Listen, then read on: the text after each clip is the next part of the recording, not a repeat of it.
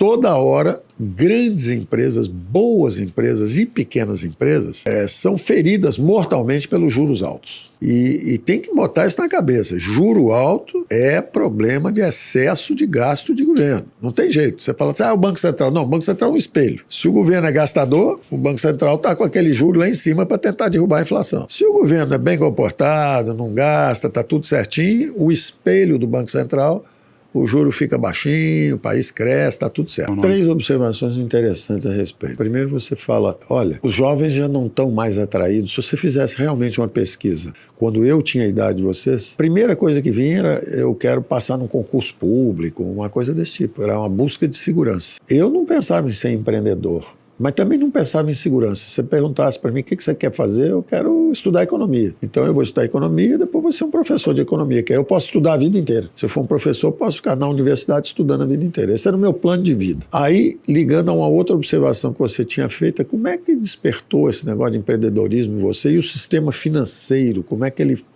começou a se deslocar para o setor real? Eu dizia, eu cheguei, foram me buscar na universidade, né, falando, esse cara tem conhecimento, esse empresário chegou para mim e falou assim, vem cá, você fica falando no jornal todo dia o que vai acontecer. Você dá de graça para todo mundo o seu conhecimento todo. Por que você não vem fazer um banco com a gente? E a gente vai transformar isso em recurso. Nós vamos ganhar dinheiro, vamos preservar a riqueza, vamos investir bem os recursos. Vem trabalhar conosco. Em vez de você dar de graça o seu conhecimento, vem aqui que nós vamos transformar isso em riqueza econômica. Eu até quando nós fundamos o banco, eu falei assim, eu só vou à tarde, só trabalho à tarde, porque de manhã eu estudo e quero fazer meus modelos e quero dar aula. Eu fiquei 2 anos e meio no Pactual, que eu só trabalhava de tarde, não trabalho de manhã, porque eu queria continuar estudando e dando aula. Aí eu acabei sendo arrancado, porque aí o banco começa a crescer, né? E você vai. Mas o interessante é o seguinte, aí você vê a transformação. Por isso que eu digo que é bom você ver isso como um ecossistema. Porque naquela época você tinha que preservar a riqueza, porque o país estava indo para uma hiperinflação. Nós fomos para 5.000%. Depois veio o Plano Real, mas nós estávamos indo para 5.000%. Até curiosamente, os mesmos autores do Plano Real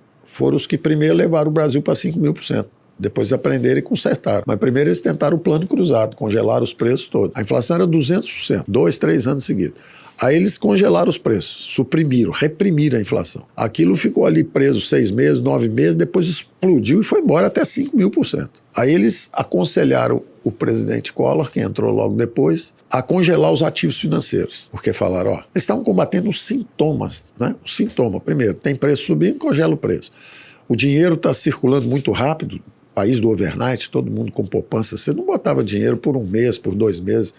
Primeiro você poupava por 1 ano, a inflação subia, você botava por 3 meses, a inflação continuou subindo muito, todo mundo com medo, você botava no overnight, é de um dia para o outro, você decidia se vai deixar o dinheiro ou se vai tirar, vai deixar ou vai tirar, todo dia. E os juros 5.000%. Então o país estava indo para a explosão. Então eles acabaram entendendo que eram, na verdade, sintomas de um fenômeno mais grave que estava embaixo, que era o excesso de gasto do governo financiado por moeda.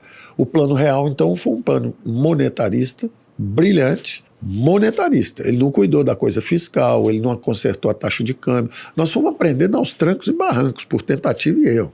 Congela preço, não funciona.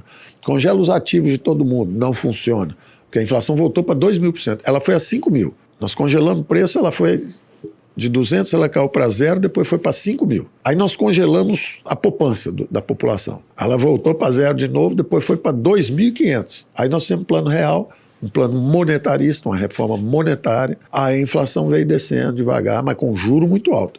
Aí nós trocamos o modelo. O governo continuou gastando muito. Só que em vez de financiar com inflação, ele agora financia com endividamento em bola de neve. Aí o país continua com juro muito alto, cresce pouco, está sempre com problema de finanças públicas.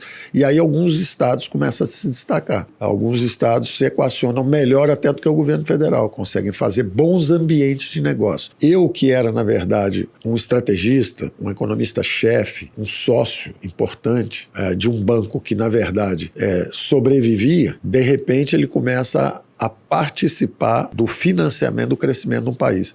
O primeiro private equity lá fui eu que fiz, ou seja, vamos financiar empresas do setor real. Grandes empresas brasileiras hoje, na época eram pequenininhas, nós ajudamos a convencer para virem para o mercado. Natura, Localiza, essas empresas todas, nós falamos, vocês têm que vir para o mercado de capitais. Ou seja, esse ecossistema começou a evoluir. Ele escapou do modo sobrevivência, que é como é que sobrevive numa hiperinflação, que é como o nosso banco no início vivia, e passou aí para o modo crescimento. Agora não é só sobreviver a uma hiperinflação, é como é que o mercado financeiro e o mercado de capitais podem ajudar as empresas a crescerem, ajudar a criar vários partnerships. E aí começou, o mercado financeiro brasileiro começou a se sofisticar, se aprofundar. Hoje você tem dívida. Não existia esse negócio de título de 10 anos, 15 anos. Eu cheguei a fazer até um título eterno lá. Se você for lá agora, nós fizemos um pouquinho antes de sair, o prêmio Nobel Merton Miller ajudou a fazer um bônus para aposentadoria, que você vai comprando, ele vai acumulando, ele não te paga nada por enquanto.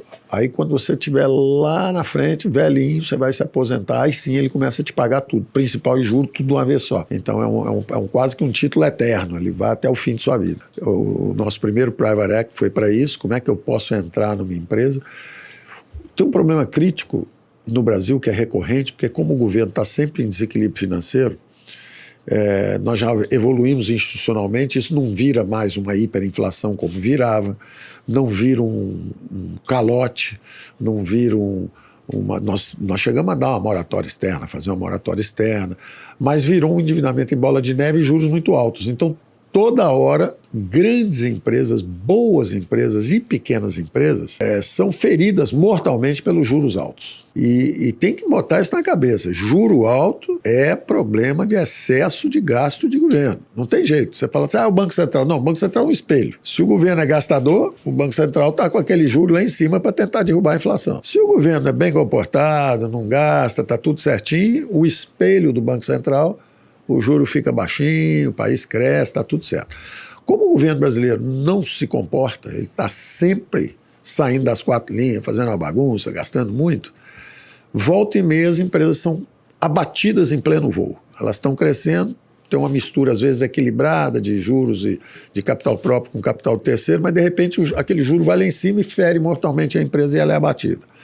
Como é que você escapa disso? Aí chega o setor financeiro e começa a sair daquela função mais primária, que é só emprestar, e começa a entrar nessa dimensão que você apontou. Eu não sou só um financista, eu não vou só te dar um dinheiro. Eu posso melhorar sua governança, eu posso melhorar suas técnicas de gestão, eu posso te levar para modelos superiores. Mas eu sou muito pequenininha. Ótimo, eu entro com um VC, um Venture Cap. Eu já estou grande, já estou madura, já estou crescendo. Ótimo, eu entro com um Private Equity. Mas esteja eu na condição de um VC ou de um Private Equity, eu vou estar no board atuando qualitativamente, te ajudando, levando você a fazer auditorias com empresas de melhor qualidade, porque isso facilita o seu acesso ao mercado de capitais lá na frente, levando você, todo CEO tem que ler, vocês levam esse conhecimento para eles, todo CEO tem que ler pelo menos 3 livros, o Competition do Michael Porter, porque aí você sabe as 5 forças, quem são os meus fornecedores, quem são os meus competidores, quem são os meus clientes, qual é o meu ambiente de negócio, a estrutura da indústria onde eu estou, ela é competitiva, não é? Então todo CEO tem que ler o Michael Porter, Competition. Todo CEO tem que ler o Judgment, do Noel Tichy, que é o seguinte, Judgment é no sentido de discernimento, quer dizer, fizeram pesquisas, e quem me disse isso foi que era o guru da HSM, quando nós compramos, a HSM era uma empresa de treinamento executivo, trazia ao Brasil os melhores gurus, o Jim Collins, o Gary Hamel, o Prahalad, eram os melhores caras que tinham no mundo, o Peter Drucker, eles traziam ao Brasil e faziam grandes eventos. Jorge Paulo Lemann vivia lá, e lá ele inclusive pegou o Jim Collins para ser o coach da Ambev na época. Então essa empresa, o Salib, que era o cara que era o guru dessa empresa, que trazia, eu escutei os maiores elogios do Jack Welch a um brasileiro, que era o Salib, dizendo, olha, esse cara estivesse nos Estados Unidos, era bilionário, ele é espetacular, ele conhece tudo de administração, de finanças, esse cara está vivo até hoje, podia ser um coach para vocês, é um cara muito bacana. Vocês deviam chamar ele aqui para conversar. E ele falou, de todos os livros que eu li, de todos os gurus que eu trouxe para o Brasil, Judgment, do Noel Tichy, é o melhor, porque ele diz que a maior força que um CEO pode ter é a visão inspiradora, é com isso que ele arrasta todo mundo nessa direção.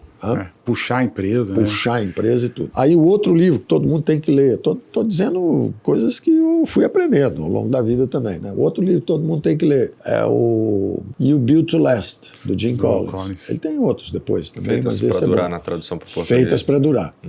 E eu usei, tem coisas dele que eu usei, por exemplo, Preserve the Core and Innovate. Eu usei isso até no governo. Preserve the Core. Eu pegava sempre um cara do governo que tem 10, 15, 20 anos de experiência para me ajudar. Para a gente preservar, botar a máquina girando enquanto fazíamos as reformas. É o Innovate. Eu trazia um cara de fora e botava um cara de dentro. Head e co-head. Botava os dois lá. Então é uma combinação boa. Começa com a estratégia. Tem que fazer uma reforma da Previdência. Tem que fazer as privatizações, essa é a estratégia. Qual a estrutura?